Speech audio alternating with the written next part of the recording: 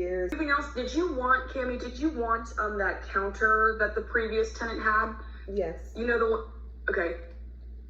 We can leave that on my screen, and I'll be back to you pretty shortly on this. All right. Have a great rest of your day. Talk with you soon. Sounds good. Bye-bye. Bye. Guys, I am negotiating a contract for Poor Baker.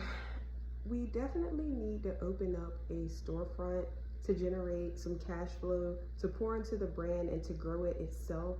And I've always had a love for community, so I'm excited. And Charlottesville is just a place where some may call it a tourist area, but it's a place I've always visited over the years to go to the mountains. And for some people, maybe they enjoy the wineries, but it is hard thinking like, you know, you're committing to something so huge and you don't really know where it's going. You don't really know. I wouldn't say I don't know what to expect, because I have had a takeout restaurant before that wasn't under Poor Baker. It was something else. And I'll be honest, when I first did that, the strategy just wasn't there.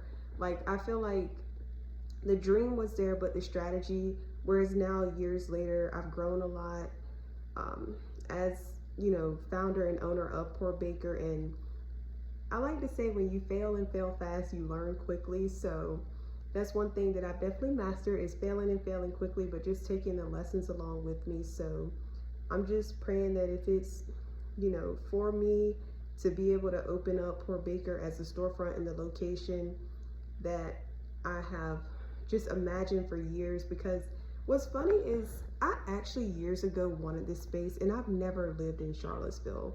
I saw it on Facebook for the first time. I don't even know how. And I remember reaching out to whoever was on Facebook Marketplace at that time that was advertising it. And that was in 2024. So it would just be something full circle that if this year, 2 years later, I can secure the space and, you know, make it Poor Baker's home. So I'm excited, and I'll keep you all updated on the journey.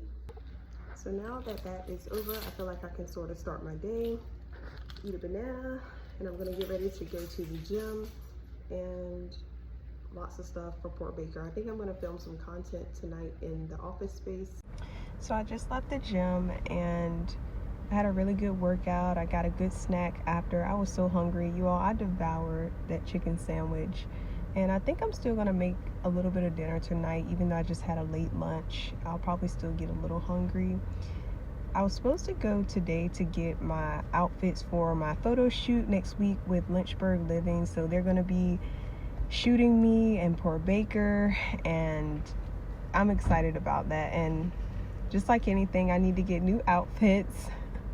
I'm one of those people that I try to be as frugal as possible, and I have to be, you know, because I'm growing a company, so every dollar I have to save. But when it comes to stuff like this, I know I need a new outfit. But I've kind of had a slow start today because I have watched so many videos today, and a lot of them have been testimonies.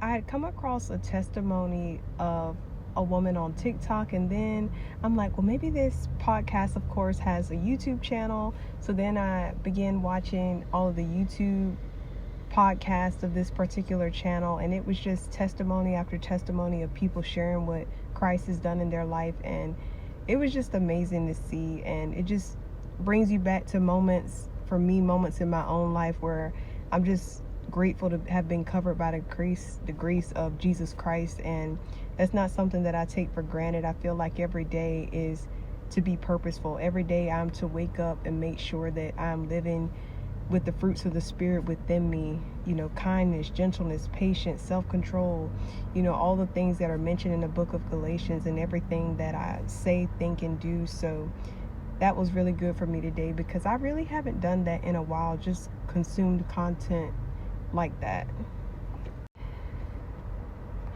I have to get ready to go inside the grocery store, so I don't want to make the rest of this video too long. But one thing I would say, and I'm not somebody to preach at people, but I know as cliche as this sounds, and most of us have heard this, but always keep Jesus first. I just know so many instances in my life where I've just been covered by an immense amount of grace, and I know it was not my own doing. I know I could not have done these things with my own might, my own knowledge, my own resources, that it was Christ's divine protection over my life and over certain decisions, certain outcomes, certain things, and even the journey ahead of me. So I gotta go inside the grocery store, but that's just all I want to say is keep Jesus first.